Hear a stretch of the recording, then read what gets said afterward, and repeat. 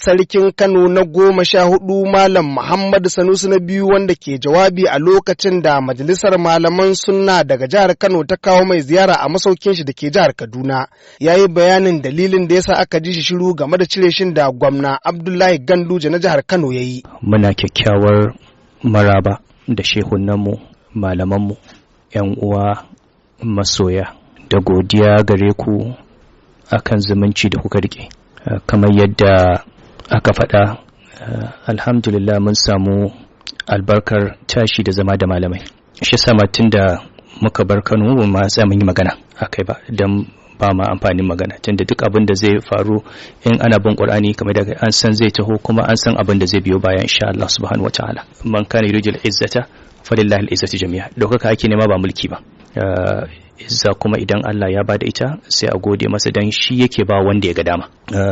Muna godiya kwarai da suke, mun san mutanen Kano da mutanen ƙasar nan yadda zuciya suke, kuma muna tare da su. Muhammadu Sanusi na biyu, wanda ke ganawa da al'umma daban-daban a ziyarar shi ta farko da ya kawo arewacin Najeriya da ya zo Kaduna bayan kwashe dogon lokaci a jihar Ikko, ya ce shine jika na farko a tarihin masarautar Kano da Allah ya bai sarautar Kano, saboda haka yana yi wa Allah godiya. Inda an yadda cewa Ubangiji subhanahu wata'ala baya zalunci, to duk abin da ya same ka, in kai dai ka duba ka ga cewa kai ba kai ka zalunci mutane ba, ba kai ka zalunci gwamnati ba, ba kai ka zalunci ƴan uwanka ba, ba kai ka zalunci kowa ba, kai dai ba za a ce ga abin da kai ba, to sai ka gode wa Allah. Kuma kamar yadda ake faɗa ko da yaushe, sarauta rai ne da ita. Duk wanda ya ce ya cire ka daga sarauta faɗa yake, dan idan Allah bai kawo ƙarshe ba zai bashi iko ba. Amma daga ran da Allah ya ba mutum iko ya ce ya cire ka, to dama ranar da Allah ya rubuta za ka bar wurin ne, kuma in ma baka daga ba za fita da gawarka. Zuri'ar dabo mutum 1000 nawa ne a cikin mutum dubban nan, cikin shekara 200 ni ne na 12 kadai a cikin dubbai da Allah ya bawa. Bai bawa mahaifina ba, kuma dan sarki ne, bai taba ba wani jika ba, ni ya fara bawa jika. Sannan kuma ya ba mu dama iyakacin kokari muka sauke nauyin amana da ya dora mana shekara wajen 6. To banda ka gode masa har ka mutu, me zaka ci da Allah? Duk in aka ce za a yi fushi ma an yi Allah butulci. Da bai bayar ba fa, wai zai zancen karba? Da ya tashi karba, ranka ya karba fa, da yanzu ba ma a yi da kai, balle kai bakin ciki. To amma ya barka da ranka, ya barka da lafiyarka, ya barka da iyalinka, kuma ba a san mai ya rubuta maka a gaba ba.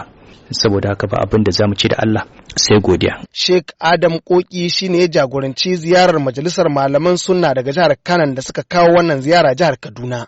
Sai dai Sheikh Aminu Ibrahim Daurawa ne ya yi jawabi na farko a lokacin wannan ziyara zuwa jihar Kaduna. Dan sarki baya kan kujerar sarauta a jihar Kano, to ya riga ya tafi da tasa sarautar, ya tafi da nasa matsayin, shi kuma wannan matsayin da wannan sarautar da wannan darajar mutum take bi ba kujera ba.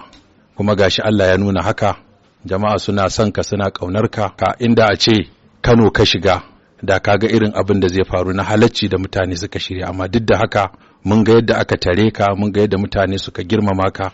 Mu kanmu yanzu da kyar muka shigo nan saboda ɗimbin jama'a da suke ta zuwa, maza da mata da dangi da ƴan uwa da masoya, kuma bamu san abin da Allah ya shirya na hikima karkashin wani abin da ya faru ba. Kuma wani abin sai kaga Allah ya kaddara wani abu, kuma sai kaga ya zama alheri fiye da yadda ake tsammani ko ake zato. A ranar Lahadin da ta gabata ne dai mai martaba sarkin Kano na 14 Muhammadu Sanusi na biyu ya kawo ziyara jihar Kaduna domin godiya ga gwamna Nasiru Ahmad El-Rufa'in da ya bashi mukamai har guda 2 tun lokacin da gwamnan Kano ya cire shi, tare da ganawa da sauran al'umma da suka fito daga sassa daban-daban na arewacin wannan ƙasa.